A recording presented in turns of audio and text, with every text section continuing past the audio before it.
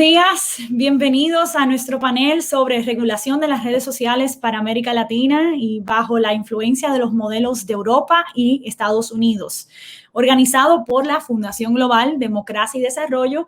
Quien les habla, Ana Carolina Blanco, seré su moderadora para esta actividad y para mí es un honor poderme encontrar con todos ustedes en este espacio donde discutiremos aspectos muy críticos de las propuestas de regulación de las redes sociales que existen, las cuales han sido muy controversiales desde la óptica de la libertad de expresión.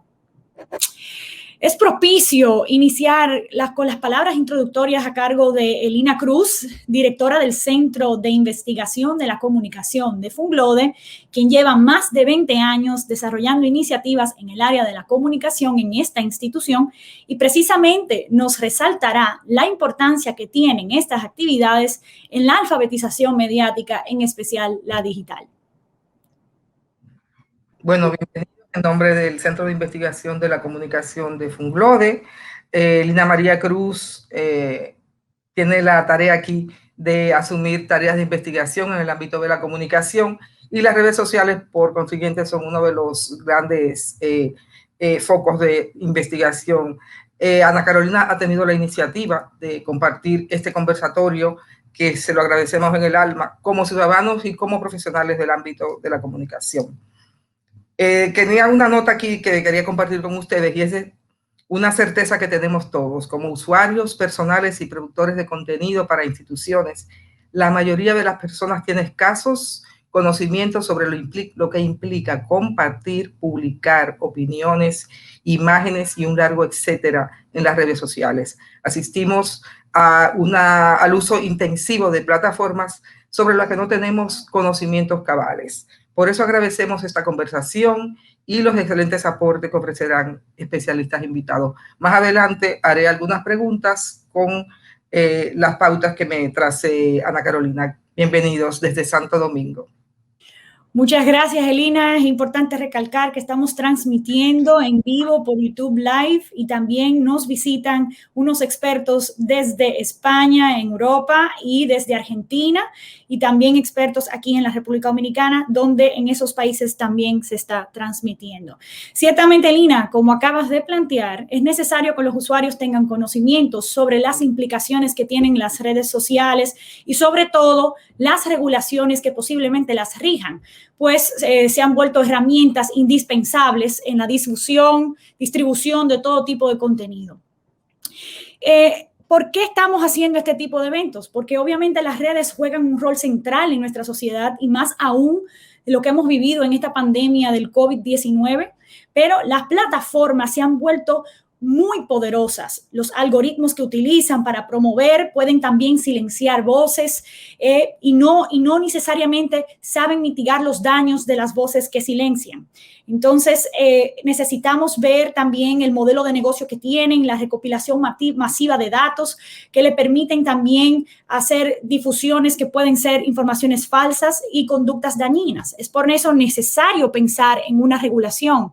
Cabe resaltar simplemente a manera de introducción que en Europa y en Estados Unidos se han introducido numerosas propuestas para regularlas. En este último, la sección 230 del Communications Decency Act evita que los intermediarios sean objeto de demandas por publicaciones de terceros y muchos atribuyen esto al florecimiento del Internet como lo conocemos hasta ahora, con la libertad de expresión que hemos tenido, pero otros entienden que hay que exigirles más a estas plataformas y por eso entienden que deberían limitarse el flujo o tendría el efecto del límite del flujo de información. En Europa se introdujo la norma de servicios digitales o también comúnmente conocida como Digital Service Act, que impone obligaciones sobre estas plataformas y les exigiría más transparencia y también controlar el contenido online. La idea de nuestro encuentro en el día de hoy es que podamos analizar estas propuestas para llegar a adoptar un marco legislativo que regulen estas plataformas, delimiten los parámetros que éstas puedan establecer dentro de sus políticas internas y para esto Afortunadamente tenemos en el día de hoy nuestros expertos que vienen a arrojarnos luz sobre estas difíciles temáticas que rodean el Internet. Para entender estas propuestas, nuestro primer expositor, Joan Barata, permítame explicarles brevemente su currículum.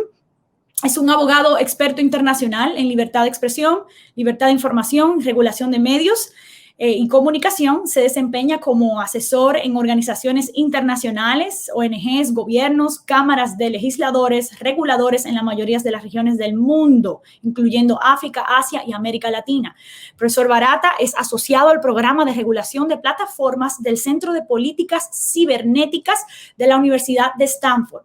Fue consejero principal del representante para la libertad de medios de comunicación de la Organización para la Seguridad y la Cooperación de Europa, OSCE, así como secretario general del Consejo Audiovisual de Cataluña en España y además miembro de la Secretaría de la Red Mediterránea de Autoridades Reguladoras. El profesor Barata nos hablará sobre la regulación de las plataformas, del modelo de los Estados Unidos en la sección 230, también de la Unión Europea, de la Directiva del Comercio Electrónico y los posibles cambios con el proyecto de la DSA, Digital Service Act, que se presentó en Bruselas a final del año 2020. Contamos también con la profesora Agustina del Campo, quien es directora del Centro de Estudios de Libertad de Expresión y Acceso a la Información, CELE, de la Universidad de Palermo, en Argentina.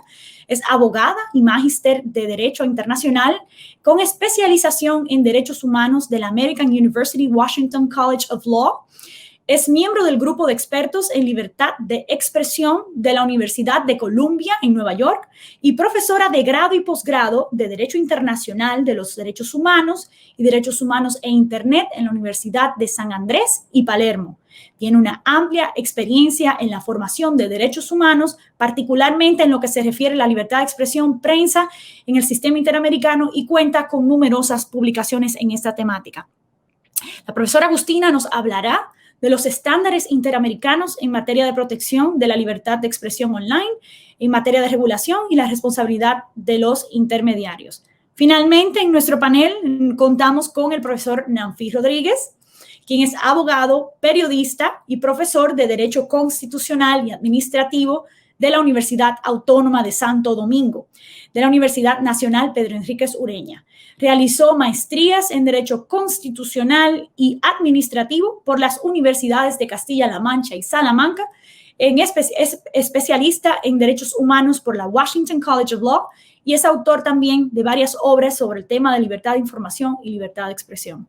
El profesor Nanfi nos ilustrará sobre el marco jurídico dominicano vigente y las posibilidades o perspectivas de reforma del mismo. Por supuesto, finalmente, contaremos con Gabriela Beltré, quien es abogada y especialista en Derecho Constitucional y de la Comunicación por la Universidad Panteón de Assas París II y colaboradora nuestra de Funglode, quien hoy nos dará un discurso de conclusión de las ideas principales que vamos a hablar durante este evento, dándonos su perspectiva sobre el tema. Paso la palabra a nuestro primer exponente de la noche, el profesor Barata. Muchas gracias. Muchísimas gracias. Buenos días a todos. Es, como siempre, un placer estar presente aquí, aunque sea virtualmente, en un evento de Funglode, en compañía de buenos amigos y colegas, una vez más. Por tanto, agradezco a Funglode y al Centro de Investigación de la Comunicación haber aceptado organizar este evento, que espero además que sea el primero de una larga discusión, yo creo que necesaria en todos los países del mundo, acerca de cómo regular las plataformas. Este va a ser el tema de mi exposición desde una perspectiva europea comparada.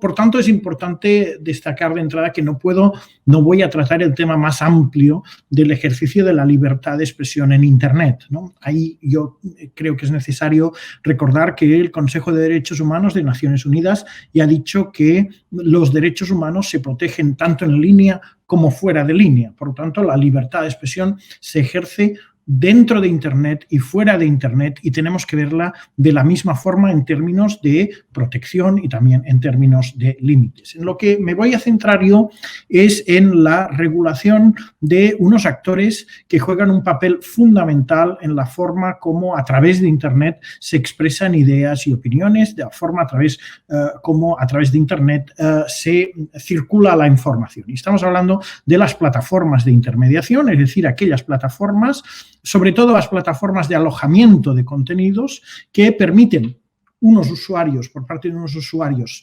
colgar contenidos, publicar contenidos de tal modo que sean accesibles a terceros usuarios. Como ha explicado ya Ana Carolina, el régimen jurídico aplicable a este tipo de actores, que no son medios de comunicación, que no son prestadores de servicios de comercio electrónico, que no son operadores de telecomunicaciones, son otro tipo de actor, son plataformas de intermediación. El régimen jurídico, aplicable a este tipo de actores, lo encontramos ya establecido por primera vez a finales de los 90 en Estados Unidos, como ha dicho Ana Carolina, a través de la llamada sección 230 de la Communications Decency Act, que a su vez modificaba la ley de telecomunicaciones de los Estados Unidos. En paralelo, al otro lado del Atlántico, un poco más tarde, en el año 2000, se aprobaba la Directiva o Ley Europea de Comercio Electrónico, que establecía las normas aplicables a este tipo de actores en el continente europeo. Tanto la sección 230 como la Directiva de Comercio Electrónico parten de un principio que perdura en la legislación a fecha de hoy, porque las dos normas que he mencionado siguen vigentes a fecha de hoy, aunque, como se ha dicho también, hay varios proyectos de reforma sobre la mesa. El principio fundamental es el de exención de responsabilidad de los intermediarios, es decir, en la medida en que los intermediarios no son los autores del contenido que suministran, que simplemente hacen una tarea de alojamiento, intermediación, transmisión para terceros, no son responsables del mismo. En Estados Unidos, además, encontramos la llamada cláusula del buen samaritano, que dice que los intermediarios, además, no son responsables con relación a las decisiones de moderación de contenidos que puedan adoptar. Por lo tanto, no solamente están exentos de responsabilidad con relación al contenido de terceros que publican, sino también cuando, en el caso de que decidan que un contenido es objetable, y si deciden retirarlo, no serían tampoco responsables con relación a esa decisión. En Europa, el principio de exención de responsabilidad es condicionado, no es absoluto como en el caso de la sección 230, existe en la medida en que no pueda demostrarse que los prestadores, que las plataformas tenían un conocimiento efectivo de la ilegalidad. Si se prueba que tenían un conocimiento efectivo de esa ilegalidad y no actuaron de forma diligente, en Europa las plataformas acabarían siendo responsables por el contenido ilegal de un tercero. En todo caso, se ha dicho también, estas dos normas fueron fundamentales para el establecimiento y desarrollo a lo largo de las últimas décadas de las plataformas tal como las conocemos hoy en día, especialmente las plataformas de alojamiento de contenidos, Facebook, Twitter, YouTube, Google, etcétera, etcétera. Además, insisto, estas plataformas se han desarrollado en primer lugar porque no tenían la presión de tener que retirar contenidos supuestamente ilegales, no tenían la presión de tener que decidir cuando un contenido es ilegal o no. En todo caso, tendría que haber una decisión judicial y, por otra parte, además, se les habilitaba para tomar decisiones en materia de moderación de contenidos sin que eso supusiera, como acabo de decir, imponerles responsabilidad. Al hilo de estas dos normas, pues se desarrollan las grandes plataformas. Ahí hablamos de la sección 230, normalmente como las 26 palabras que crearon Internet. Y lo que es verdad es que las plataformas inicialmente se desarrollan en una cultura de la primera enmienda, ambiente californiano, por así decirlo, en el cual, digamos, eran espacios bastante abiertos para la discusión y la expresión de todo tipo de opiniones, progresivamente las plataformas empiezan a moderar sus contenidos, a introducir normas internas de moderación de sus contenidos, de gestión privada de su espacio. Sería muy interesante, siempre muy interesante ver la historia de Facebook, el escasísimo número de moderadores que tenía Facebook, moderadores de contenidos, unas pocas decenas en los primeros años de su creación, unas pocas normas fundamentales de funcionamiento y en lo que se ha convertido con miles y miles de moderadores y una serie de códigos de comportamiento internos bastante más complejos. Pues como digo, ¿no? Es decir, ha habido esta evolución. Las plataformas cada vez más adoptan normas internas de moderación de contenidos, de evitación de contenidos no ya ilegales, pero de contenidos que las plataformas consideran objetables porque no se adecúan a su modelo de negocio, al tipo de público al que se quieren dirigir y porque quieren presentarse como un entorno seguro, confortable, en el cual, pues, digamos, no encontraremos contenidos que, en función de nuestro perfil, nos pueden hacer sentir particularmente incómodos. Por lo tanto, las normas internas de las plataformas, por norma general, van mucho más allá de lo que establecen las leyes generales y, por tanto, incluyen normas internas de convivencia con relación a contenido que ya no es ilegal, sino contenido que podríamos llamar dañino, ¿no? Contenido, por otra parte, que si se presentase a través de otros formatos y en otras plataformas, tendríamos que considerar en muchos casos que está protegido por la cláusula de la libertad de expresión, precisamente. Las plataformas han sido especialmente incentivadas, han tenido incentivos, presiones incluso, para que adoptasen este tipo de normas.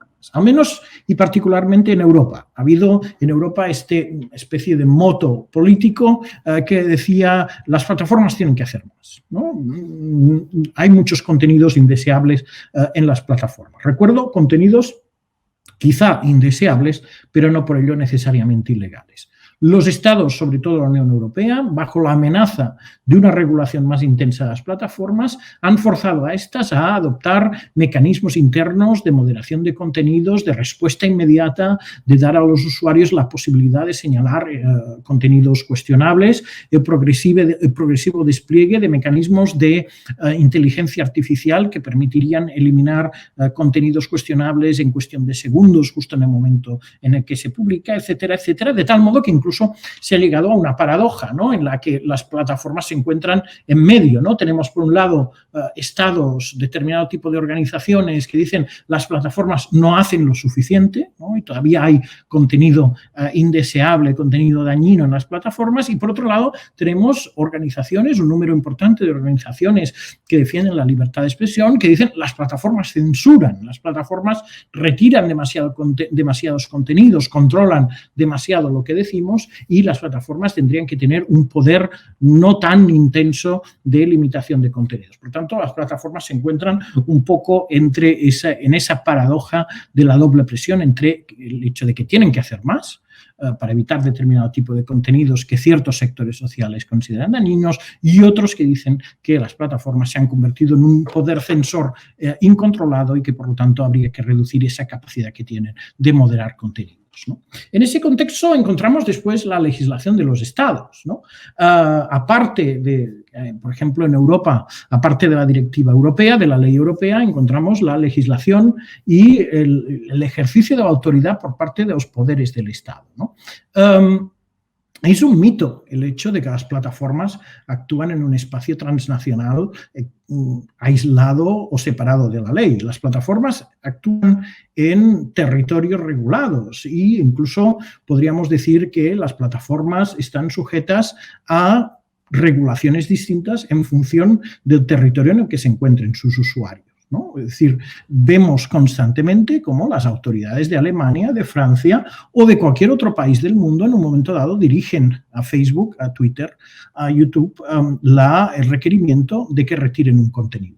Por regla general, las plataformas van a obedecer a esa respectiva autoridad nacional que le dice que en virtud de la ley de ese país un determinado contenido tiene que ser retirado.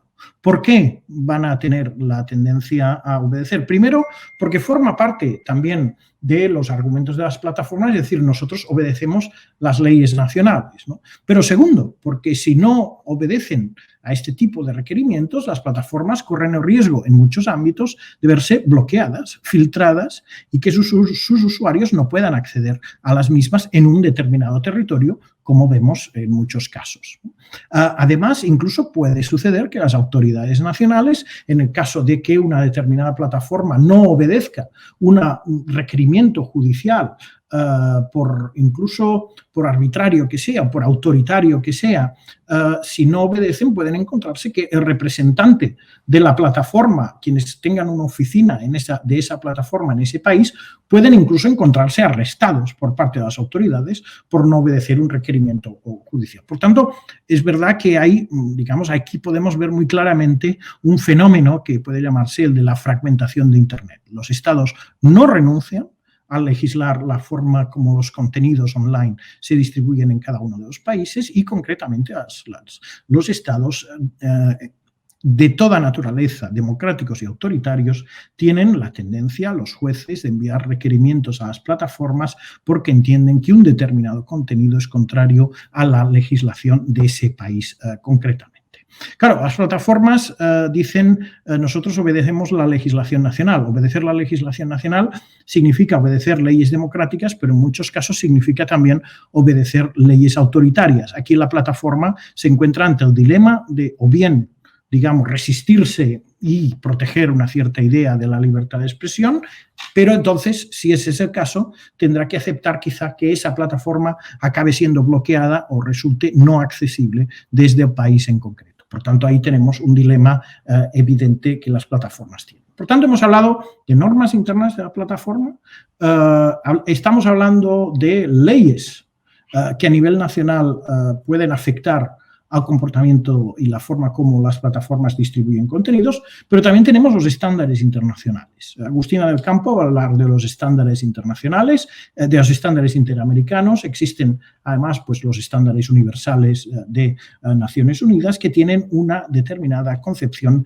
de lo que es la libertad de expresión, ¿no? Y de hecho, por ejemplo, hoy mismo Facebook, o durante esta madrugada, Facebook ha anunciado que va a adoptar una política específica interna en materia de respeto de los derechos humanos. ¿Cuál es la dificultad que nos encontramos aquí? Primero, que las plataformas de entrada tienen que interpretar sus normas internas con relación a los estándares internacionales, lo cual a veces puede ser un poco complejo porque estamos hablando de normas privadas internas de funcionamiento de una empresa versus el derecho internacional. Pero, en principio, podríamos decir, por ejemplo, que las plataformas están sujetas al triple test de que sus normas internas, como mínimo, tienen que ser mínimamente precisas y además tienen que respetar, por ejemplo, los principios de necesidad y de proporcionalidad. Pero las plataformas pueden encontrarse ante muchos dilemas, a pesar de que, digamos, públicamente declaren que ellas se alinean claramente con los estándares internacionales. ¿Qué sucede si una petición que reciben de un determinado juez nacional de retirada de contenidos es contraria a la forma como se protege la libertad de expresión a nivel internacional? Bien, es decir, corresponde a la plataforma hacer un juicio sobre si la petición de una determinada autoridad nacional cumple con el test de proporcionalidad y de necesidad y de certeza jurídica. Es un territorio complejo para las plataformas. Entiendo que desde el punto de vista incluso de relaciones públicas las plataformas puedan decir nosotros seguimos la idea de libertad de expresión que existe a nivel internacional, pero después evidentemente en la práctica se van a encontrar con problemas especiales. Además, hay que tener muy en cuenta que los estándares internacionales en materia de libertad de expresión, incluida la Convención Americana, fueron pensados para la relación entre los individuos y el Estado, ¿no? Y aquí estamos hablando más bien de la relación entre el individuo usuario de la plataforma y una empresa privada, ¿no? ¿Aplica la libertad de expresión del mismo modo? Es decir, ¿es lo mismo que una empresa privada elimine un contenido que el Estado decide que un contenido no se publica, ¿tendremos las mismas garantías frente a una compañía privada que frente al Estado? ¿Podremos ejercerlas de la misma forma? Esta es una cuestión que continúa abierta a fecha de hoy. Por ejemplo, en Europa no tenemos una jurisprudencia clara sobre la aplicabilidad, al menos en los mismos términos de la idea de libertad de expresión, en la relación entre una compañía privada y el usuario de la misma. Por tanto, tenemos aquí un reto importante. En todo caso, hemos mencionado los procesos de cambio y la dirección que está tomando en estos momentos la regulación de las plataformas. La regulación de las plataformas que estamos viendo a nivel de propuesta y sobre todo a nivel de la Unión Europea se centra no tanto en regular los contenidos, sino en regular la forma como las plataformas internamente regulan los contenidos. Por tanto, no es tanto el papel de la Digital Services Act, no es tanto decir esto se puede decir por Internet o en una plataforma, esto no, sino decir las plataformas cuando moderan contenidos tendrán que aplicar estos criterios, estos principios, etcétera, etcétera. Por tanto, yo creo que aquí tenemos una iniciativa interesante que puede además acabar cruzando el Atlántico y que es interesante primero porque responde a una serie de criterios que yo creo que son fundamentales para orientar, para guiar lo que es un proceso de regulación precisamente de las plataformas. En primer lugar, el mantenimiento de la idea de la exención de responsabilidad. Si imponemos excesivas responsabilidades a las plataformas con relación al contenido que transportan, la consecuencia para la libertad de expresión será inmediata. Las plataformas limitarán todo aquello que pueda ser sospechoso para evitar verse en problemas. Primera cuestión. La segunda cuestión es que yo creo que no es adecuado ni aconsejable encomendar a las plataformas la tarea de decidir lo que es legal o lo que es ilegal. Cuando un contenido es ilegal, el mejor mecanismo jurídico a aplicar no es tanto decirle a la plataforma usted detecte, haga todo lo posible por detectar si hay un contenido ilegal, sino más bien decir que intervenga un juez y sea el juez quien en un momento dado pueda acabar diciendo, mire, este contenido es ilegal, por lo tanto le pido a la plataforma que lo retire. No delegar en las plataformas la función estatal de determinar los límites a la libertad de expresión, sino que sea una autoridad estatal quien haga ese ejercicio y después envíe el correspondiente requerimiento a la plataforma. No imponer a las plataformas obligaciones en cuanto a los contenidos dañinos, ¿no? Es decir, es verdad, tenemos que reconocer que las plataformas, desde ciertos puntos de vista, son un espacio privado y en ese espacio privado la empresa correspondiente puede establecer unas reglas internas de civilidad, de convivencia, etcétera, etcétera. Reglas que van más allá de lo que establece la ley. Pero esas reglas se establecen sobre la base de la autonomía interna de la plataforma. Que sea una norma estatal la que acabe diciéndole a la plataforma qué es dañino o qué no es dañino, es extremadamente peligroso porque tendríamos al Estado definiendo límites que van más allá de los límites legales aceptables a la libertad de expresión y, por tanto, estaría al final ejerciendo un mecanismo de censura indirecta. Es verdad que en la propuesta europea se apunta en esa dirección a través de lo que se llama los deberes estructurales, los deberes de diligencia debida de las plataformas. Esa es todavía una propuesta bastante abierta y que yo creo que generará grandes discusiones en el proceso precisamente de aprobación de la Digital Services Act. También en el Reino Unido hay una propuesta llamada Online Harms que iría por esta vía e insisto, a mí particularmente me parece problemática porque el hecho de que una autoridad estatal le diga a una plataforma que tiene que eliminar determinados tipos de contenidos que se consideran no necesariamente ilegales, pero dañinos, supone, digamos, abrir un terreno de ambigüedad para la posible limitación de la libertad de expresión por encargo de una autoridad pública, no solamente por el mero hecho de la gestión privada de un espacio. Y finalmente yo creo que la parte más interesante de la Digital Services Act es aquella que se refiere a los llamados deberes estructurales de las plataformas. Es una cuestión esta que es verdad que en la legislación vigente en Europa, en Estados Unidos, hace tiempo que muchos expertos vienen diciendo que eso quizá falta y sería muy oportuno introducirlo. Por ejemplo, ¿de qué deberes estoy hablando? Pues deberes de transparencia, ¿no? O decirles a las plataformas, oiga, usted puede tener sus normas internas de moderación de contenidos, pero usted tiene que contar a los usuarios cuáles son esas normas internas. Y esas normas internas tienen que ser redactadas de una forma mínimamente clara, que el usuario sepa realmente qué es lo que puede decir y qué es lo que no puede decir. El usuario tiene que saber si quien modera el contenido es un instrumento, un sistema de inteligencia artificial o hay un control humano.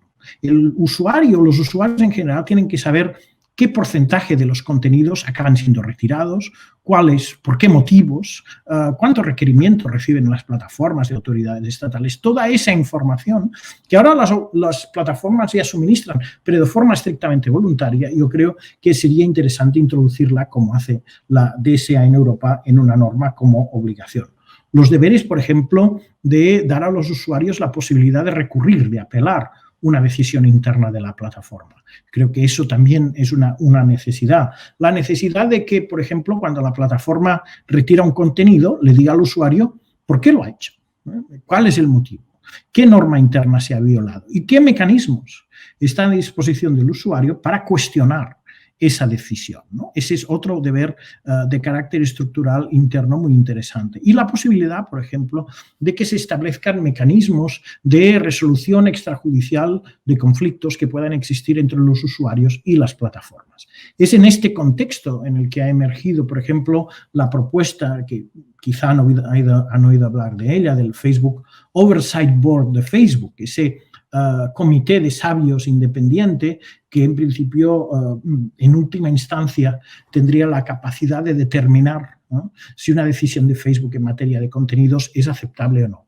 No es un órgano jurisdiccional, es una especie de instancia privada de arbitraje, pero que Facebook ha establecido para garantizar que sus usuarios puedan tener, sin necesidad de acudir a un tribunal, puedan tener un derecho a que se les pueda revisar una decisión en materia de contenidos. Precisamente estamos todos esperando que este Oversight Board decida si la decisión de Facebook de retirar los determinadas publicaciones de Donald Trump e incluso eliminar su perfil, si esa decisión era correcta por parte de Facebook o no. Por tanto, estamos hablando, pues, de estos mecanismos. El debate todavía está muy abierto.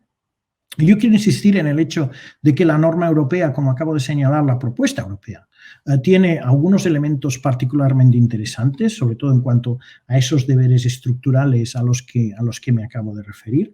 En segundo lugar, yo creo que es una norma bastante, en estos momentos, con un grado importante de sofisticación comparado con otras leyes que estamos viendo en otras partes del mundo y trata las cuestiones de las plataformas de una forma conceptualmente correcta e informada, por así decirlo. Y yo creo que tarde o temprano veremos, digamos, la DSA, algunos aspectos de la DSA que seguramente se planteará su incorporación en muchos países de América Latina. Yo creo que será muy importante entender, digamos, que no podemos trasladar de forma mimética la solución europea al ámbito de América Latina. Entender también que los estándares regionales en materia de libertad de expresión no son exactamente los mismos, incluso en América Latina son mucho más protectores de la libertad de expresión y quizá, por tanto, el modelo no tiene que ser exactamente el mismo que el europeo, pero en todo caso yo creo que es una discusión que hay que seguir, que hay que comprender, de la que quizá hay que extraer, pues, aquello que sea positivo,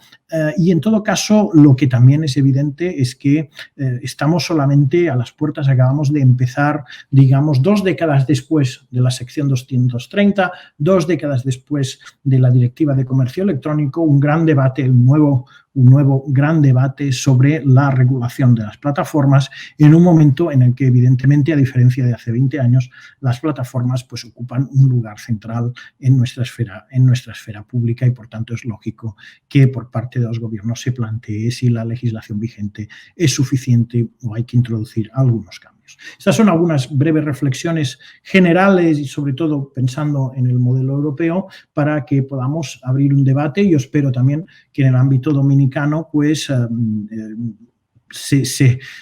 empiece esta discusión. Nunca es demasiado temprano. La presencia de las redes sociales en República Dominicana es obvia, es patente y por lo tanto el hecho de que se pueda plantear pues una legislación adecuada yo creo que a estas alturas es necesario, y lo que es necesario en todo caso también es tener una discusión informada como esta que está promoviendo Funglode y la cual agradezco una vez más. Muchísimas gracias.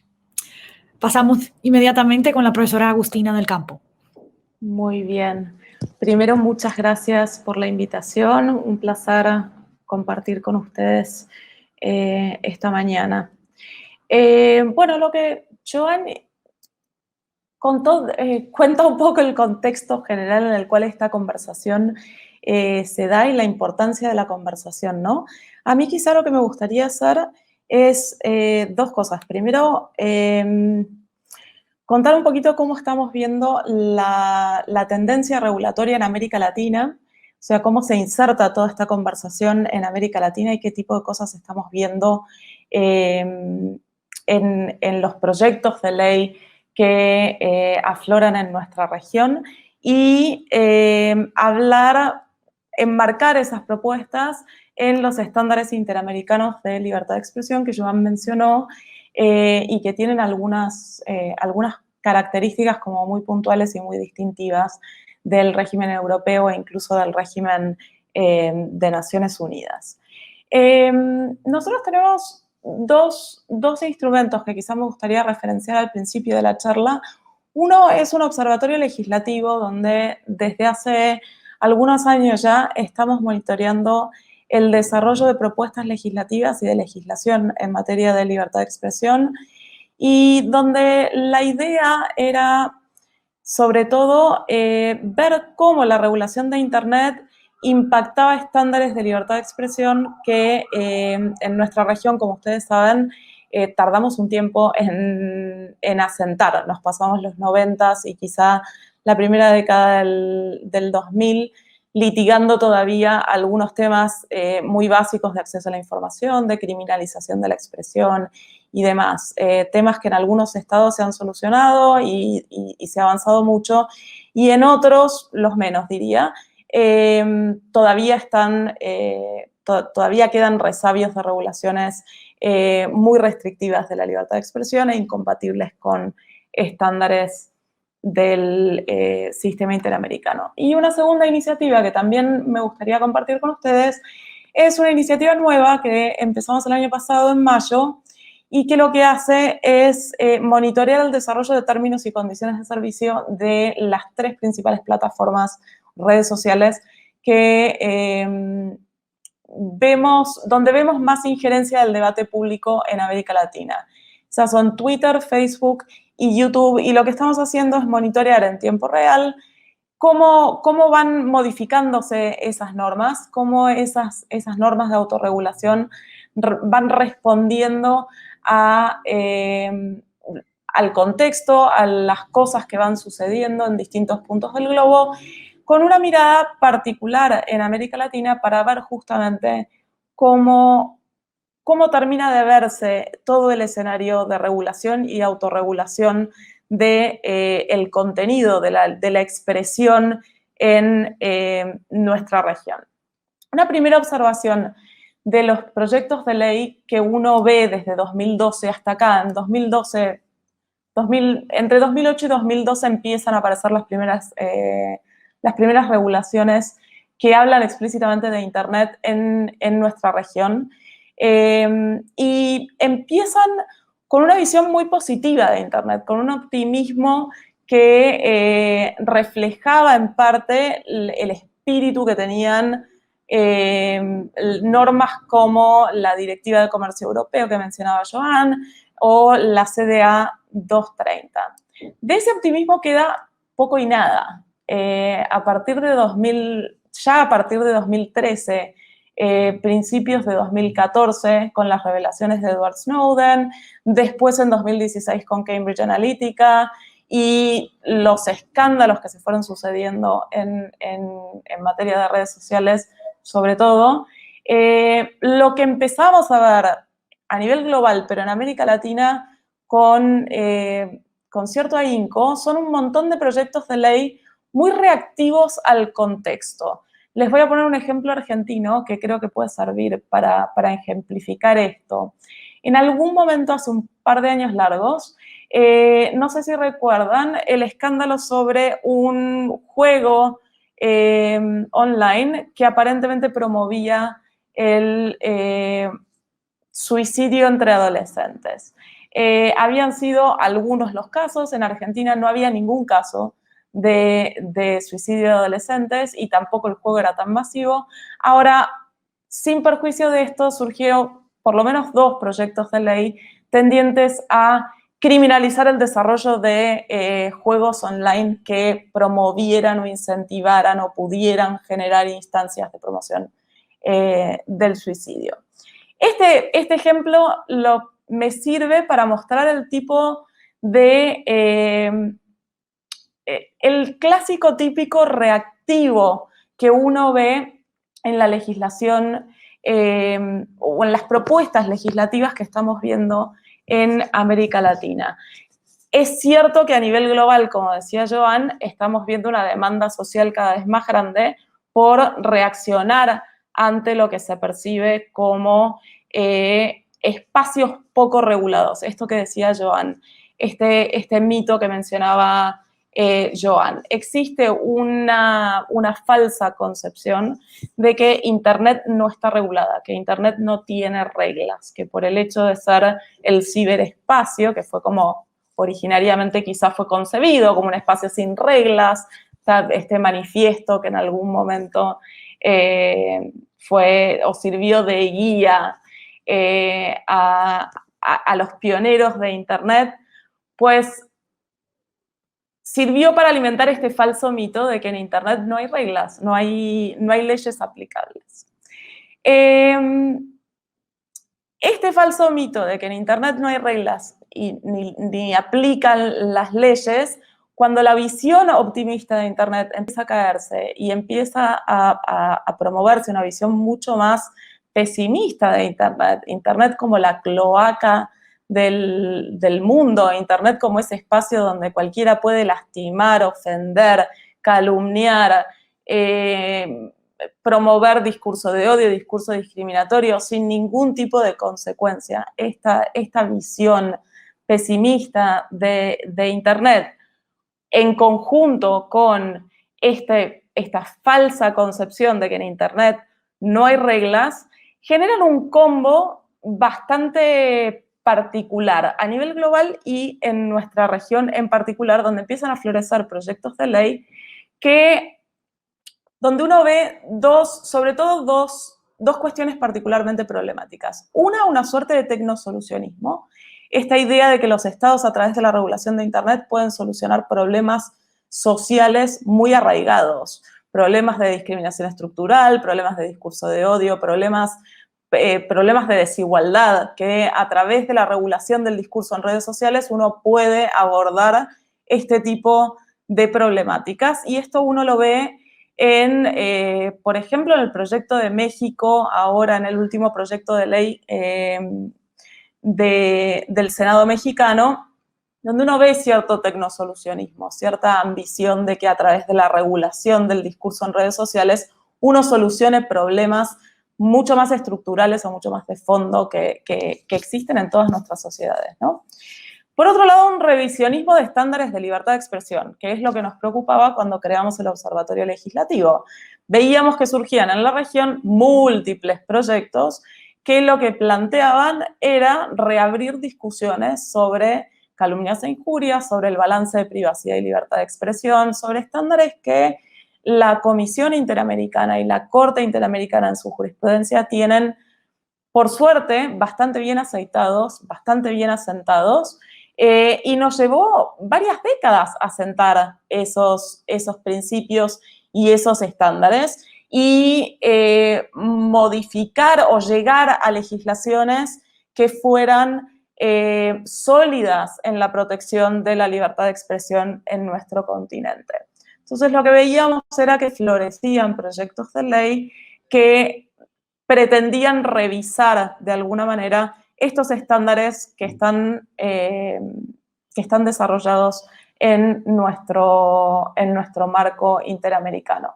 Hay varios ejemplos de esto, hay varios ejemplos en Argentina, varios ejemplos en Perú, varios ejemplos en Colombia. O sea, este revisionismo, sobre todo de calumnias e injurias. Si uno mira las propuestas de regulación, sobre todo de fake news, en nuestra región, quizá a diferencia de otras regiones como la europea, uno ve en los textos una preocupación muy patente, sobre todo de funcionarios públicos y figuras públicas, de revisar estándares de calumnias e injurias, incluso de partidos políticos, de revisar estándares de calumnias e injurias que la Comisión y la Corte, como les digo, tienen bastante bien asentados. Este marco yo creo que tiene una oportunidad y es la que ve la Comisión Interamericana cuando empieza a tratar o abordar estándares específicos para la regulación de intermediarios, sobre todo. La visión que tiene la Comisión Interamericana, tanto en su informe de 2013 como en su informe de 2017, es una visión de Internet como una plataforma y un medio para el ejercicio de derechos humanos. Y creo que esto es lo que muchas veces falta en la regulación o en las propuestas de regulación que estamos viendo en América Latina. Quizá esta tendencia reactiva frente a las múltiples problemáticas que, por supuesto, las redes nos dejan expuestas, muchas veces nos impide ver a Internet como este ecosistema interjurisdiccional, multi-stakeholder, descentralizado, que nos gusta, que aspiramos mantener y que sirve como medio y como plataforma para el ejercicio de derechos humanos, que, como les decía, es un poco la mirada o la propuesta que tiene la Relatoría Especial para la Libertad de Expresión del sistema interamericano y es bajo la cual establece propuestas de responsabilidad de intermediarios compatibles con la Comisión Interamericana. Vale acá aclarar que, a diferencia del sistema europeo y a diferencia del sistema estadounidense, nuestra región no logró adoptar reglas claras de responsabilidad de intermediarios. El único país que tiene un marco más general que el resto sobre la responsabilidad de intermediarios es Brasil, y esta regulación está siendo cuestionada a nivel constitucional. El resto de los países tiene alguna regulación sobre copyright específicamente, pero no tienen una regulación específica, un marco legal específico para la responsabilidad de intermediarios por el contenido de terceros. Esto, en los informes de la relatoría, uno ve la trascendencia que este tipo de estándares tiene al momento de pensar la regulación de redes sociales o de cualquier otro intermediario en Internet. Este marco regulatorio es el que genera los incentivos para que las empresas que actúan en Internet, todo nuestro ejercicio de derechos humanos en Internet está mediado por empresas intermediarias.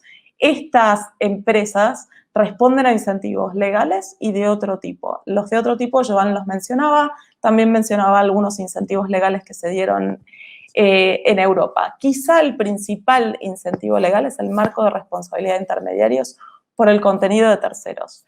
Y este marco de responsabilidad de intermediarios por el contenido de terceros en Europa y en Estados Unidos ya estaba solucionado, la base por lo menos, con la Communications Decency Act en su artículo 230 y con la Directiva de Comercio Europeo en el marco europeo. En nuestra región, esa regulación no llegó. Se debatió en múltiples países, pero no hubo una bajada de este tipo de regulaciones en los distintos países de la región. Nos quedamos en múltiples proyectos debatidos, pero no logró adoptarse una regulación en esta materia.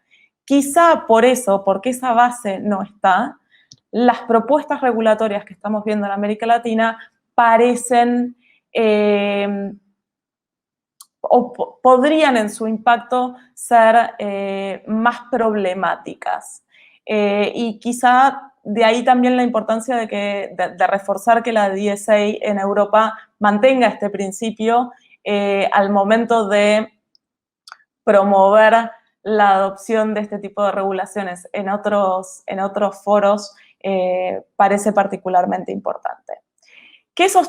¿Cuáles son los criterios o los estándares que el sistema interamericano plantea para esta responsabilidad de intermediarios? Como primera medida, una obligación de no monitoreo. La Relatoría Especial para la Libertad de Expresión sostiene que los estados no deben imponer obligaciones de monitoreo, porque estas obligaciones de monitoreo del contenido, o sea, obligar a las empresas a revisar todo el contenido que circula por sus redes, puede tener efectos nocivos para la libertad de expresión. Como primera medida suponen un traqueo, como segunda medida suponen que todo el contenido puede ser problemático. Como tercera medida es una obligación de vigilancia derivada, digamos, o delegada en las empresas intermediarias.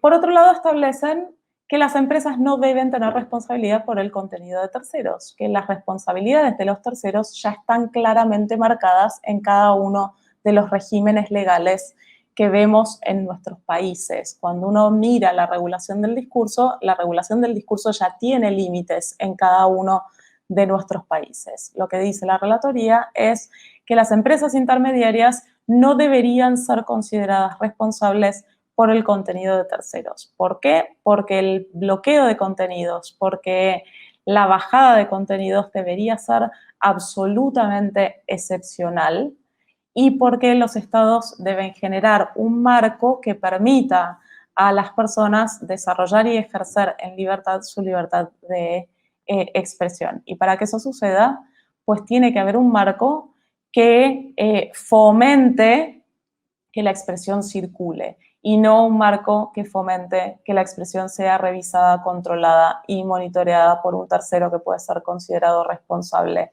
por actos que no son propios, por actos de sus usuarios. Dos criterios más. Por un lado, debido proceso, que exista algún tipo de debido proceso en la remoción de contenidos. Sobre todo, la CIDH establece obligaciones para los estados al momento de mandar la remoción o el bloqueo de determinados contenidos. Y adopta criterios como los que mencionaba Joan, que haya debido proceso, una orden judicial, que la orden judicial sea notificada y demás. Y por otro lado, un nivel de transparencia, que en los informes de 2013 y de 2016 la conversación sobre transparencia todavía era incipiente. Hoy por hoy esa regulación de transparencia, esas obligaciones de transparencia podrían estar alimentadas, y de hecho yo creo que van a estar alimentadas, por iniciativas como los principios de Santa Clara, como hay diversas iniciativas, sobre todo de la sociedad civil, que están surgiendo para informar esas obligaciones de transparencia y que ahora mismo, por ejemplo, estamos viendo la apertura de un proceso de diálogo que está convocando la Comisión Interamericana de Derechos Humanos para hablar justamente de moderación de contenidos, su impacto en la libertad de expresión y la articulación entre regulación y autorregulación de las plataformas. Los invito a mirar y a seguir ese proceso que la Comisión está abriendo. Va a haber una audiencia el 25 de marzo donde van a haber empresas, estados, sociedad civil y la propia Comisión conversando sobre cuáles creen que son los múltiples actores, los ejes que deberían trabajarse en materia de moderación de contenidos y de libertad de expresión en Internet, cuáles son las principales problemáticas, y se espera que esta audiencia sea el principio, el primer paso en un diálogo que permita la adopción de determinadas directrices un poco más concretas de las que planteaba la Comisión en sus informes de 2013 y 2016. Lo dejo ahí y quedo a disposición de ustedes para cualquier pregunta o comentario. Bien, muchas gracias, profesora Agustina, por todas esas recomendaciones del sistema interamericano que seguro ahora el profesor Nanfi pues las va a analizar para recomendarnos en el sistema jurídico dominicano. Pasamos con el profesor Nanfi. Muy buenas tardes ya, Ana Carolina. Saludar a los demás compañeros del panel. Me siento muy contento de reencontrarme con amigos como Joan Barata, que es muy frecuente porque siempre participa en los debates sobre la República Dominicana en redes sociales, pero además ha trabajado el tema en el país desde el punto de vista legislativo. Y saludar a la profesora del campo y al Centro para la Libertad de Expresión y el Acceso a la Información Pública, y celebrar el activismo que desarrolla en América Latina y muy especialmente en Argentina. A ti, Ana Carolina, a nuestra amiga Daniela Beltré y obviamente a Elina María Cruz del Centro de Investigación y Comunicaciones de Funglode. En la pauta del programa, Ana Carolina me ha fijado la cuestión de hablar sobre el ordenamiento jurídico dominicano. Sin embargo, con el plato fuerte que han dejado la profesora Agustina y nuestro amigo Joan Barata, me veo en la obligación de solapar algunas de los temas por lo que se ha planteado. Yo pienso que desde mi perspectiva como académico del derecho constitucional y muy especialmente como profesor del área de Derecho de la Información, el tema de la libertad de expresión referido específicamente a Internet ha tenido tres grandes momentos. Un primer momento que va a estar decidido, va a estar caracterizado por la irrupción del fenómeno de Internet en el debate público, y esto obviamente va a significar una democratización del debate a nivel de lo que ha sido tradicionalmente el discurso público. Una democratización que en principio va a tener algún nivel de reticencia en círculos intelectuales. No recuerdo esa frase de Humberto Eco, de que el tema de las redes sociales era que equiparaba el discurso de personas con escasa formación cultural con el de un premio Nobel de literatura, como Byung-Chul Han, perdón, el autor surcoreano, filósofo posmodernista surcoreano, en ese libro llamado El Enjambre, ha dicho que ha habido una desmediatización del discurso político. Es decir, ya el discurso no está exclusivamente en manos de los medios de comunicación tradicionales. Desde el punto de vista jurídico, la República Dominicana no ha estado al margen de ese fenómeno, puesto que en el año 2019 el Tribunal Constitucional debatió la cuestión a raíz de un recurso, de una acción que se interpuso contra la ley de partidos políticos.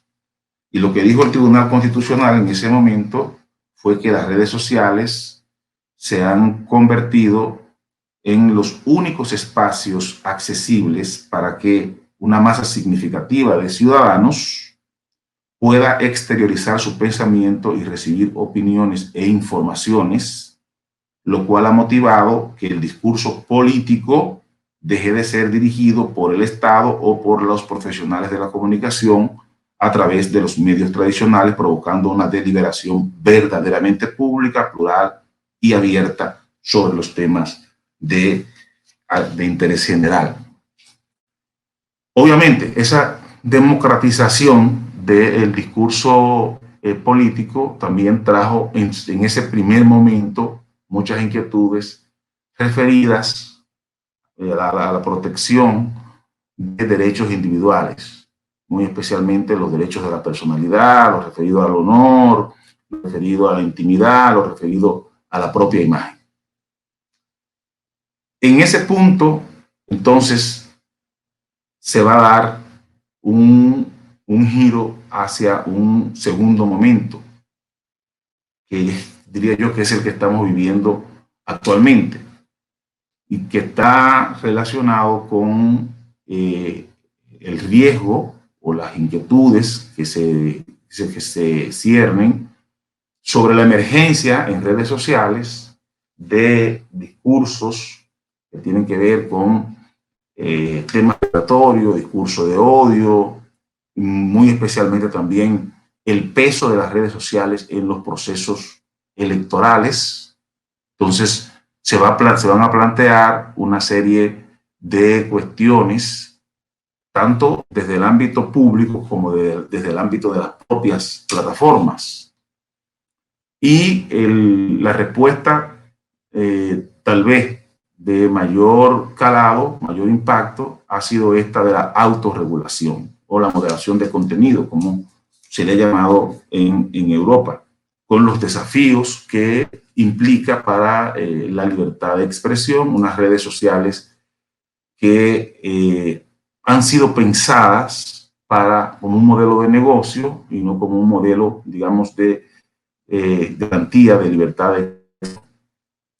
Y justamente ahí surge el tercer momento, que es el que estamos abordando, que sería la gran pregunta: ¿qué hacer? La voy a dejar para responderla ya en la parte final de mi intervención y entonces abocarme al compromiso de presentar una perspectiva de cuál es el estado de la cuestión en la República Dominicana. Actualmente en República Dominicana no hay un debate sobre o alguna propuesta regulatoria sobre el tema de las plataformas digitales. Más bien el debate sigue estacionario en la cuestión de los delitos clásicos contra el honor, delito de difamación, delito de injuria, el tipo de penalidad que se le impone. Actualmente tenemos, pues, digamos, el debate sobre el Código Penal, pero también tenemos pendiente el debate sobre la reforma de la ley especial, que es la ley 6132, ley de expresión y difusión del pensamiento. En sentido general, el régimen jurídico, como en la mayor parte de los países de América Latina, por la incidencia que tiene el sistema interamericano de derechos humanos, está regido por el principio de legalidad, es decir, que la imposición de cualquier sanción, de cualquier tipo de censura, tiene que obedecer al criterio de la existencia de ley previa.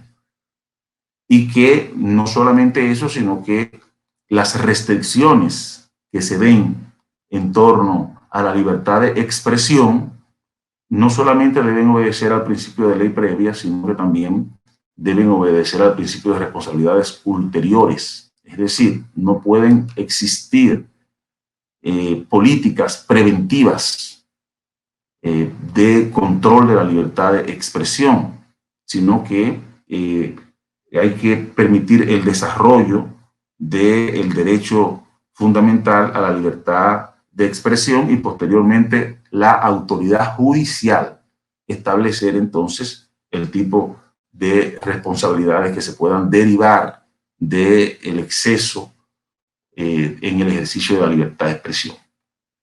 Desde el punto de vista procesal, digamos que el Código Procesal Penal establece este tipo de delitos como delitos de acción penal privada, que están referidos a un tipo de delito menos grave, en los que el actor civil, en esencia, es el afectado, y la intervención del Ministerio del Procurador Fiscal, pues, está ausente. Esta es una situación, yo diría, que se encuentra en este punto justamente el impacto de las redes sociales y la enorme, la gran cantidad de demandas que pueden llegar, o querellas que pueden llegar a nuestros despachos, vienen justamente por la actividad en redes sociales, sobre todo porque las grandes plataformas digitales son además vehículos de los medios de comunicación convencionales. Entonces, cuando se instrumentan acciones legales, lo que se hace es que se proveen por el tema de la ley de delitos de alta tecnología, de delito electrónico, que es una ley que tiene sanciones más graves, tiene un periodo de prescripción mayor que la ley especial sobre libertad de expresión en República Dominicana. Eso plantea una serie de situaciones que aún no se han resuelto en términos de lo que es la práctica jurídica. Por ejemplo, en el procedimiento de apoderamiento por materia de difamación e injuria a un tribunal, en el sistema del Código Procesal Penal es un apoderamiento directo a un juez unipersonal, con lo cual, pues, se aliviana un poco la carga, digamos, del procedimiento. Sin embargo, la ley de delito electrónico va a establecer que los delitos que se generan en el contexto de esa legislación, pues, son de orden público o de orden público a instancia de parte. Entonces, obligan a la intervención del procurador fiscal. Una cuestión que nosotros en los tribunales siempre discutimos mucho, pero que los jueces dominicanos aún no logran entender, y nos vemos sometidos a procesos, una especie de extraños procesos de instrucción del expediente por los fiscales, que luego ya no aparecen entonces en el juicio de fondo, porque no son actores procesales.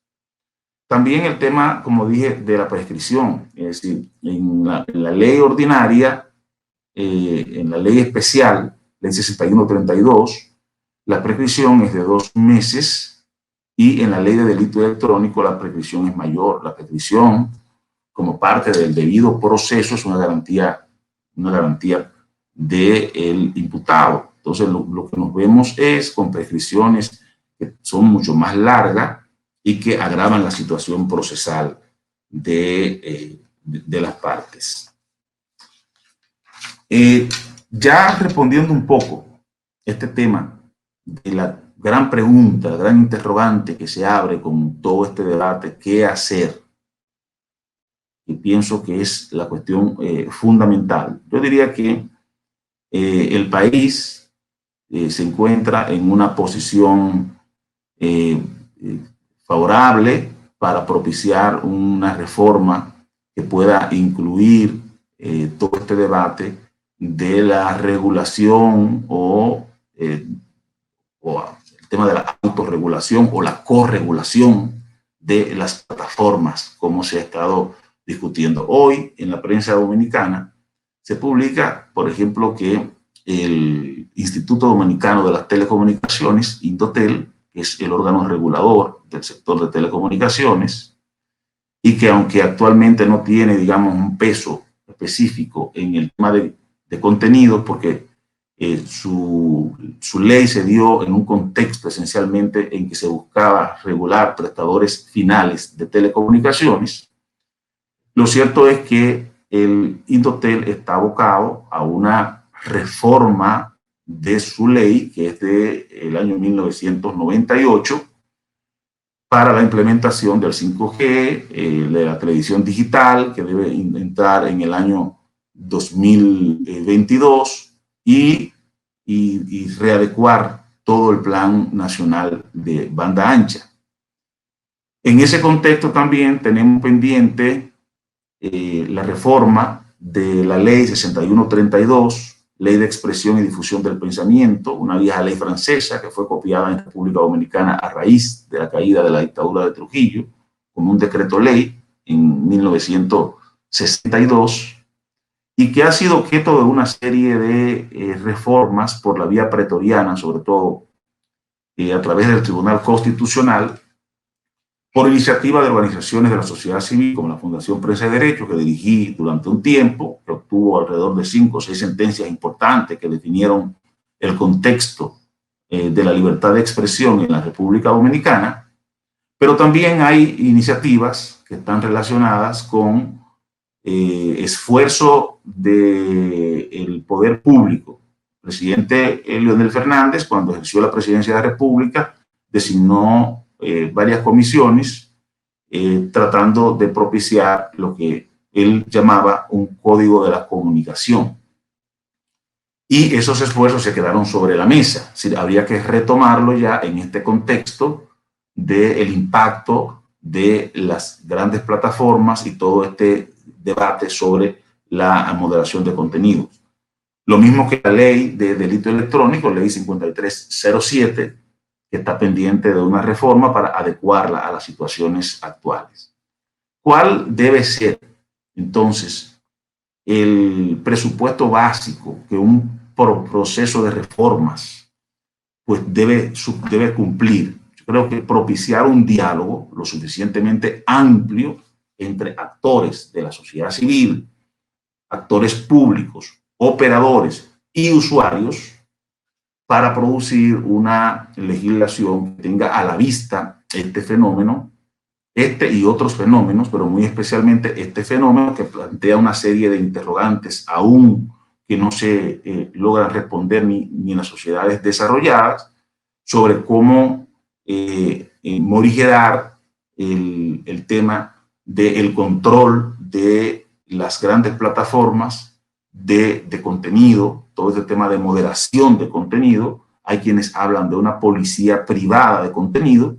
Entonces, este lenguaje que se está, en que estamos entrando en América Latina y que genera mucha preocupación, como dijera Agustina, ya la Comisión Interamericana de Derechos Humanos, con su relatoría sobre libertad de expresión, están convocando a un diálogo para el 25 del presente mes, que parece ser el punto de partida para trazar unos estándares más precisos en términos regionales sobre cuál es la necesidad de preservar la libertad de expresión en un contexto de regulación, autorregulación o corregulación que tenga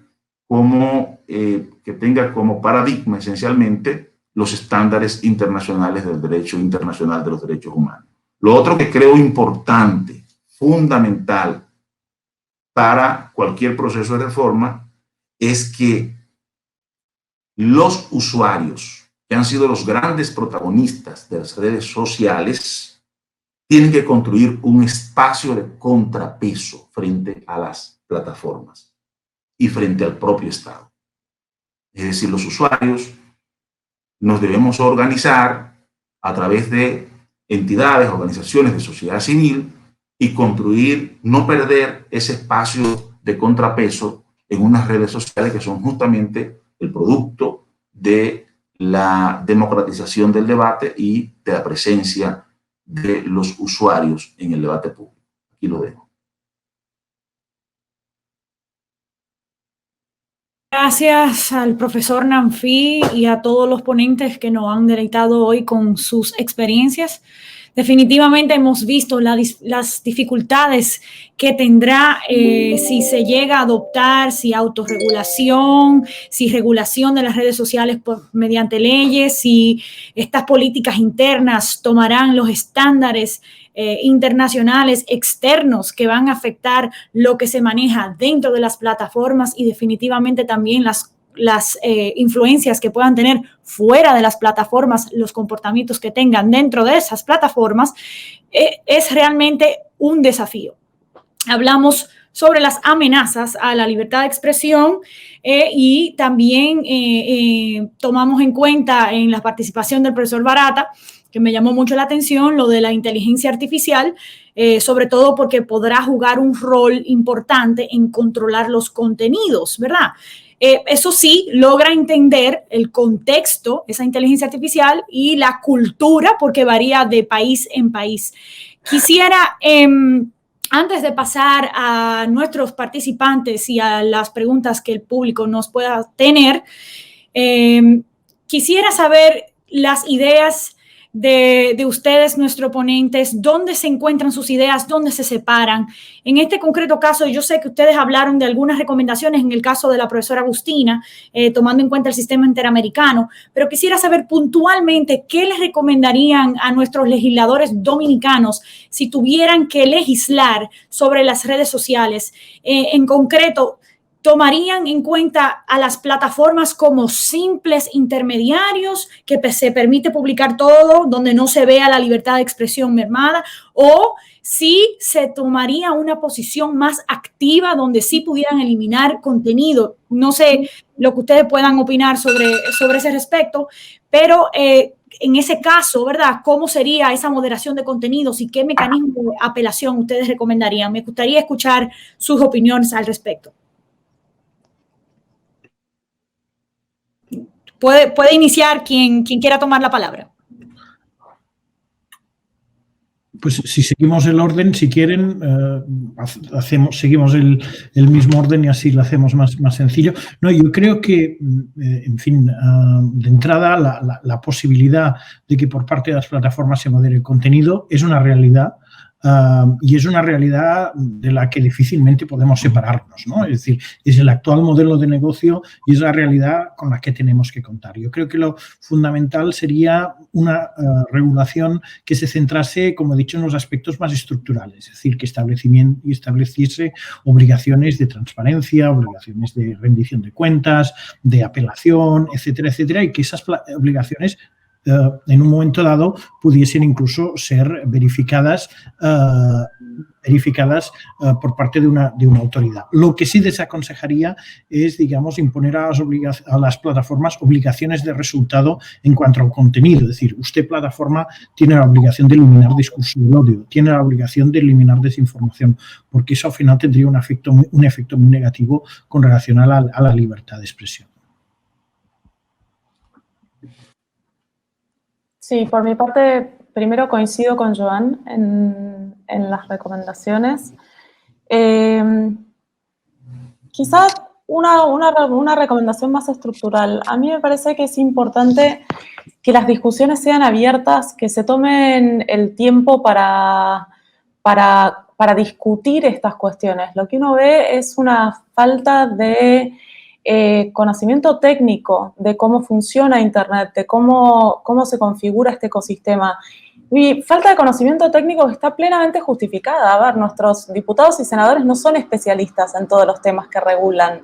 Por eso es importante que hayan audiencias públicas abiertas, que se permita la participación de empresas, de ingenieros, de sociedad civil, de expertos en los múltiples temas que este tipo de regulaciones, en definitiva, luego van a impactar para llegar a una regulación que no sea pura y exclusivamente reactiva, que no sea, a ver, acá en Argentina decimos para la tribuna, o sea, que no responda al clamor popular porque ruede la cabeza de alguien, sino que respondan a una concepción de derechos, a una concepción de Internet y a esta noción que creo que es fundamental recordar.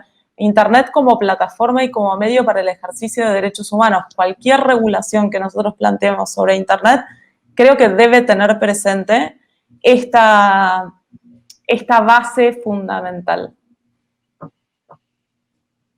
Bueno, la manía de expresión jurídica de que el legislador es sabio es un eufemismo. Esto que dice Agustina. Es decir, no es cierto que el legislador es un experto en todas las materias que tiene que regular.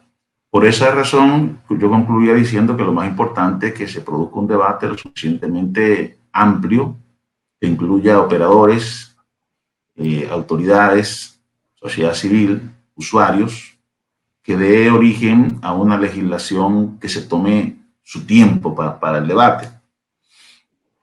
Nosotros en República Dominicana, cuando hemos tocado el tema sensible de la libertad de expresión, hemos visto esto a que hace alusión Agustina, cuando habla de las reformas para el escenario público, todo esto del populismo penal, todo esto de la hiperinflación penal represiva. Entonces, es importante que estos debates se den en un contexto de sosiego y en un contexto de participación de la ciudadanía y de los actores del sistema. ¿Cómo tratar en una reforma a las plataformas, las grandes plataformas? Yo diría que estará muy determinado por la misma manera como se comportan las plataformas. Es decir, hoy día creo que todos coincidimos en que el tema de redes sociales y de Internet tiene dos horizontes que son esenciales. El primero es el de la neutralidad de la red y el segundo está referido a esta cuestión de que las plataformas, pues, eximirla de responsabilidad por lo que se publica. En tanto y en cuanto las plataformas se comporten y asuman roles independientes, porque de alguna manera, y creo que este tema de la Comisión Interamericana va a ser fundamental para tomar más o menos la temperatura del tema, de alguna manera el tema de la moderación de contenidos, pues hace que las plataformas tomen parte en la cuestión. Entonces, esto es fundamental, mantener, como ha dicho el doctor Barata, la independencia y la exclusión de responsabilidad de las plataformas, en tanto y en cuanto éstas asuman un rol de imparcialidad respecto de la libertad de expresión. Bien, muchas gracias. Definitivamente este debate es muy interesante y quisiera aprovechar para pasarle la palabra a Elina, que tiene una pregunta para ustedes. A partir del comentario de Nanfi sobre el tema de que no hay debate en la República Dominicana sobre regulación de plataformas, me pregunto yo si no deberíamos nosotros ya asumir los aprendizajes de Europa y el inicio de las consultas del sistema interamericano para incorporarnos, ya sea con autoridades y un comité de expertos, a la tarea de avanzar, porque veo que hay una dilación. República Dominicana es un país muy interconectado, tiene un uso intensivo de redes sociales, los medios de comunicación han incorporado la publicación de contenido a las redes sociales de manera intensiva, han hecho los procesos de convergencia.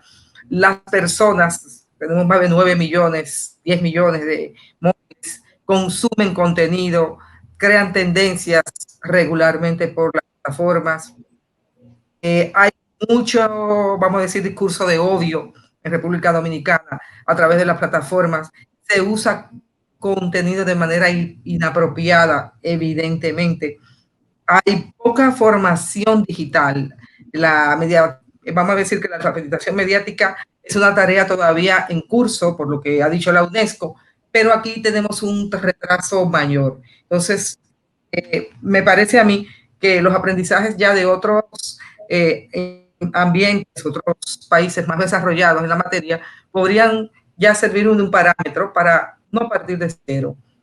Me lo comentan, Nanfi en particular creo que podría tener una respuesta más local. Bueno, con mucho gusto. Creo que también el doctor Barata ha sido un actor importante en este proceso de la reforma de la República Dominicana, pudiera aportar una perspectiva, porque es un conocedor del tema. Ciertamente ha habido un desarrollo del tema de redes sociales y plataformas digitales en República Dominicana que se puede decir que es equiparable a cualquier país, cualquier país casi desarrollado, sobre todo en el llamado cinturón dorado, es decir, en el área urbana, donde el acceso a Internet no tiene mayores contratiempos. Entonces hay todo un debate cosmopolita en las ciudades que tiene mucho de lo que está pasando en el mundo. Y obviamente, en términos tecnológicos, tenemos un desarrollo importante. Sin embargo, yo entiendo, Elina, que la realidad europea respecto de unos temas que los países vienen desarrollando desde hace tiempo, desde finales de la Segunda Guerra Mundial, como un tribunal en Estrasburgo, el Tribunal Europeo de Derechos Humanos, que ha venido consolidando una jurisprudencia importante sobre la libertad de expresión. Es importante tenerla a la vista. Pero nosotros, como país, y los países de la región, debemos propiciar un aterrizaje de la regulación en el contexto del sistema interamericano de derechos humanos. Porque las realidades, en términos tecnológicos, pudieran ser tal vez compatibles, sobre todo ahora estamos hablando de adoptar con esto del 5G, adoptar tecnología de países desarrollados, pero las realidades en términos de contenido, en términos del discurso, pues son bastante distantes todavía. Para ponerte un ejemplo, sociedades como la sociedad española, hace tiempo que el discurso sobre el debate sobre el aborto es un debate superado. En República Dominicana apenas está ayunando en ese debate, o sobre los derechos de colectivos minoritarios. Creo que el contexto del sistema interamericano da una perspectiva más acorde desde el punto de vista regulatorio del criterio de contenido con la realidad de la República Dominicana. Bien, muchas gracias, profesor Nanfi. Pues desde el público nos hacen la pregunta que al parecer nuestros panelistas coinciden que los jueces deben de mediar en cuanto a las decisiones finales de remoción de contenido o no. ¿Creen ustedes que el sistema judicial puede en tiempo real a tomar estas decisiones?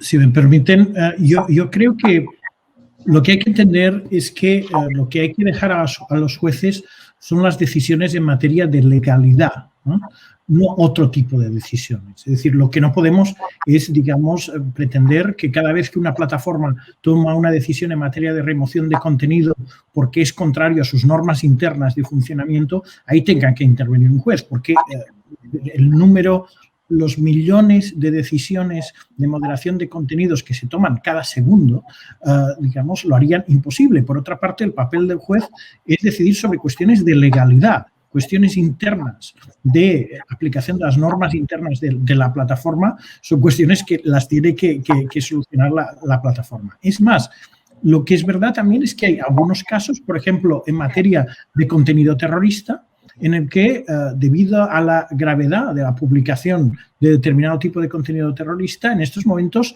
incluso se deja a las plataformas que, a través de un sistema de inteligencia artificial, tomen la primera decisión inmediata de descolgar un determinado contenido. Eso yo creo que es polémico, es delicado. Por otra parte, se justifica en la necesidad de filtrar inmediatamente un vídeo en el que pueda estarse retransmitiendo en directo un atentado terrorista, y por lo tanto yo creo que, digamos, en ese sentido, cada vez más incluso a las plataformas se les empieza a delegar ciertas obligaciones de control de la legalidad. Pero yo creo en todo caso que ese ámbito concretamente es el que corresponde al juez y no a otros. Una última pregunta del público. ¿Creen ustedes que en el caso de la clausura y de las cuentas de Trump estuvieron bien aplicadas las políticas internas y si tienen derecho a hacer este tipo de acciones?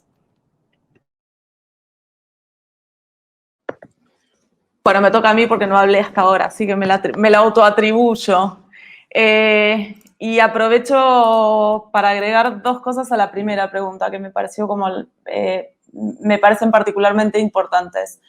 Por un lado, destacar la alfabetización digital, creo que es fundamental. Y por otra parte, destacar todo el resto de la legislación estatal que persigue combatir los problemas estructurales que tenemos. O sea, no caer en el tecnosolucionismo de que a través de la regulación de redes sociales podemos solucionar problemas mucho más de base y estructurales que tenemos en nuestro margen, en nuestra región. Por otra parte, el aprendizaje de Europa es súper válido, pero tiene que ser un aprendizaje crítico, necesariamente tiene que ser un aprendizaje crítico, porque en los últimos 6 años ha surgido regulación europea muy contradictoria en materia de obligaciones de las plataformas y de redes sociales. Y estándares en algunos casos muy complejos, muy complicados. La regulación alemana, por ejemplo, de la NetzDG es una regulación muy compleja si la tomamos literal y la trasladamos. Establece obligaciones de monitoreo casi, porque establece obligaciones de remoción de contenidos en menos de 24 horas en algunos casos. Entonces, ¿se puede aprender? Claro que se puede aprender. Ojalá podamos aprender de la experiencia ajena. Se supone que es lo que nos distingue de otros animales. Pero estaría bueno que el aprendizaje sea un aprendizaje crítico, no tomar solo lo mejor y no tomar lo que no funciona, digamos. Y por otro lado, adaptarlo a nuestros estándares y a nuestras regiones, que tienen otra historia, que tienen otra forma de nuestros estándares de libertad de expresión tuvieron otro desarrollo distinto al europeo, en distintos tiempos, de distinta manera. Todo eso creo que hay que tenerlo muy en cuenta. Y sobre todo tener en cuenta que en América Latina tenemos una experiencia muy rica en materia de derechos humanos que perfectamente deberíamos poder aplicar cuando pensamos en la regulación de plataformas, y por algún motivo que desconozco, nuestra voz latinoamericana con toda esa rica experiencia no está todo lo presente que me gustaría en debates más globales. Nosotros tenemos una historia muy complicada de algunas cosas que podrían informar algunos de los debates que se están dando hoy por hoy en otros lugares. Sobre la clausura de las cuentas de Trump, que era la pregunta que me tocaba. A ver, técnicamente la clausura es legal. Las plataformas, bajo el régimen legal que se mueven, las plataformas que clausuraron las cuentas de Trump, es perfectamente legal. Está dentro de lo que la CDA 230 les permite a las plataformas, estaría dentro de lo que las... No se planteó el tema, pero incluso creo que podría estar dentro de lo que la directiva europea también podría llegar a permitirles.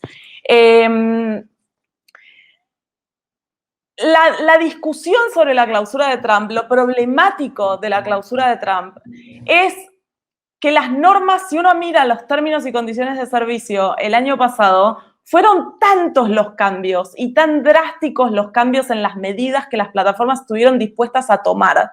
Pasaron de no bajar ningún contenido de funcionarios públicos a bajarlos del todo, después etiquetar a algunos, después etiquetar otros, etiquetar por unos motivos, etiquetar por otros motivos, ofrecer información alternativa por unos motivos. O sea, es tanto el movimiento que vimos en los términos y condiciones de servicio de las empresas que la seguridad, digamos, la seguridad jurídica, si se quiere, del usuario queda perdida. Si estas plataformas pueden actuar discrecionalmente en casos con nombre y apellido y cambiar las reglas de acuerdo al contexto que vaya surgiendo por el nombre y apellido, ahí tenemos un problema serio, un problema que creo que la DSA quiere venir a solucionar cuando dicen, yo no me voy a meter en contenido, me voy a meter en procesos. ¿Cuáles son los procesos que deberían seguirse al interior de las plataformas para definir estas normas y para aplicarlas? Eso creo que es lo problemático de la clausura de Trump. No el hecho de que lo hayan clausurado o no, que evidentemente el señor tiene otros medios para comunicarse, no es que ha quedado mudo tampoco, ¿no? Es interesante esa perspectiva porque han habido muchos comentarios diciendo que ciertamente no ha sido una censura porque puede hablar por otros medios, pero otros opinan que no tiene ni sus seguidores ni tiene tampoco sus tweets como parte de su propiedad. Me gustaría escuchar brevemente la opinión del profesor Joan Barata en cuanto a lo que sé que ha comentado del forced speech o, ¿cómo se dice esto? Expresión forzada. A ver qué puede hacer brevemente, profesor. Sí, no, muy brevemente, yo creo que hay una característica muy específica del sistema jurídico estadounidense, que es el hecho de que en el caso estadounidense quien tiene el derecho a la libertad de expresión son las plataformas, no los usuarios, ¿no? Entonces, ese es un tipo de debate que en Europa se plantearía en términos completamente distintos, ¿no? Es decir, por lo tanto, en Estados Unidos, en la jurisprudencia, incluso de los tribunales estadounidenses, no se puede forzar a una plataforma a colgar un contenido que no quiere publicar, porque eso sería forzarla a decir cosas que la plataforma no quiere decir, ¿eh? Pero eso es fruto de esa determinada concepción en Estados Unidos, de que el hecho de que la plataforma es la titular del derecho a la primera enmienda y no el usuario, que simplemente el usuario lo que tiene que hacer es adaptarse a las normas internas de ese espacio privado que no es un foro público. Wow, definitivamente es un tema sumamente interesante, pero no tenemos más tiempo y por eso quiero finalmente pasar la palabra a nuestra invitada también y colaboradora, Gabriela Beltré, para que nos dé sus conclusiones. Muchísimas gracias, Ana Carolina. Gracias por la invitación a este conversatorio con tan distinguidas personalidades y queridísimos amigos. Saludo a Joan, a Agustina, a Nanfi, a Elina. Y bueno, definitivamente que este es un tema apasionante, es un tema que tiene muchas aristas, como bien lo han expuesto los que me han precedido en el uso de la palabra, y sería bastante saludable abordar el tema desde una perspectiva mucho más amplia, en la que intervengan distintos sectores y distintas partes interesadas en este tema de la regulación de las redes sociales. Con el surgimiento y el auge de las redes sociales, la libertad de expresión, podemos decir que se encuentra inmersa en una tormenta digital. Es una tormenta que ha traído como consecuencia cosas positivas, pero al mismo tiempo elementos no necesariamente positivos y que debemos hacer frente. Debemos hacer frente a todo el tema del discurso de odio, el discurso que incita a la violencia, al terrorismo.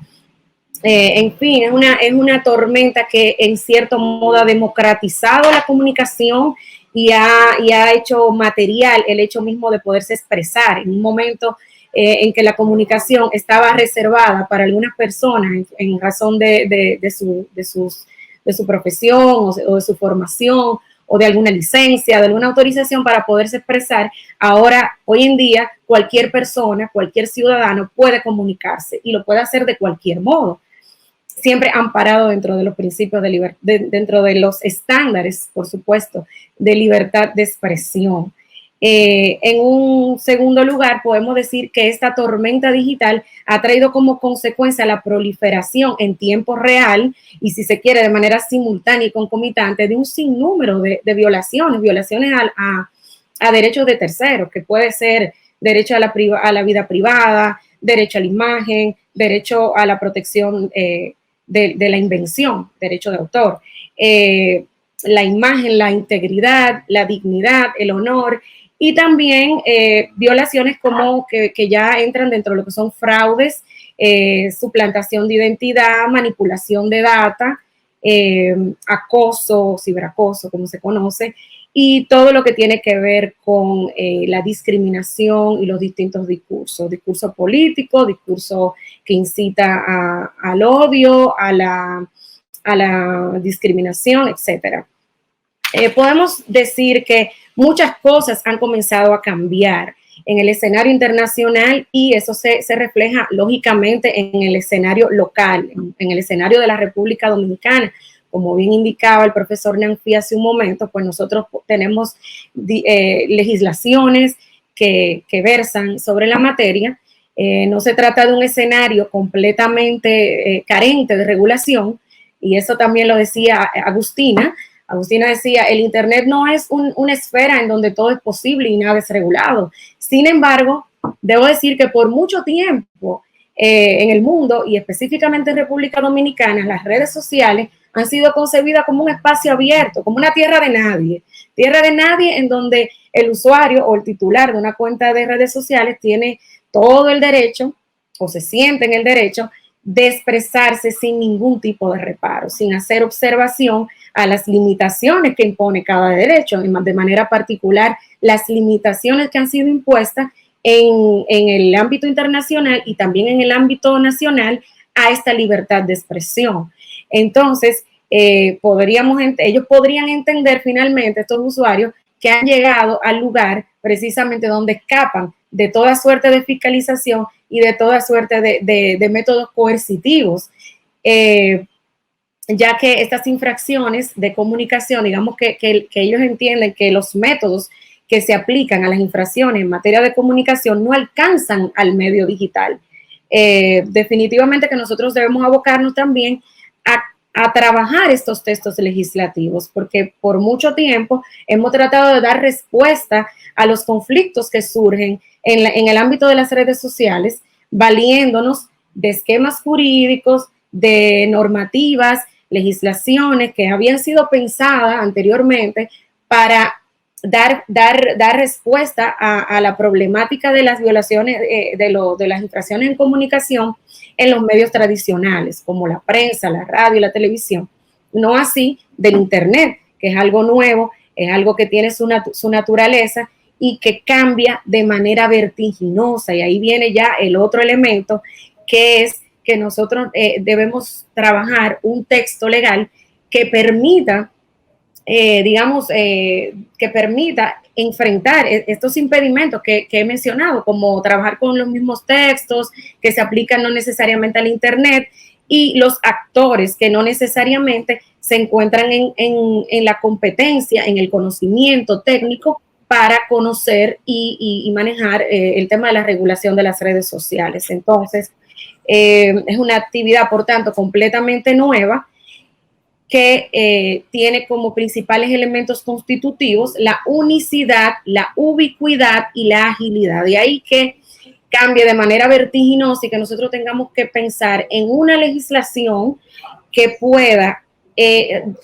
plantear mecanismos para la regulación, pero mecanismos que se adapten en el mediano y largo plazo, porque es totalmente cambiante. Estamos...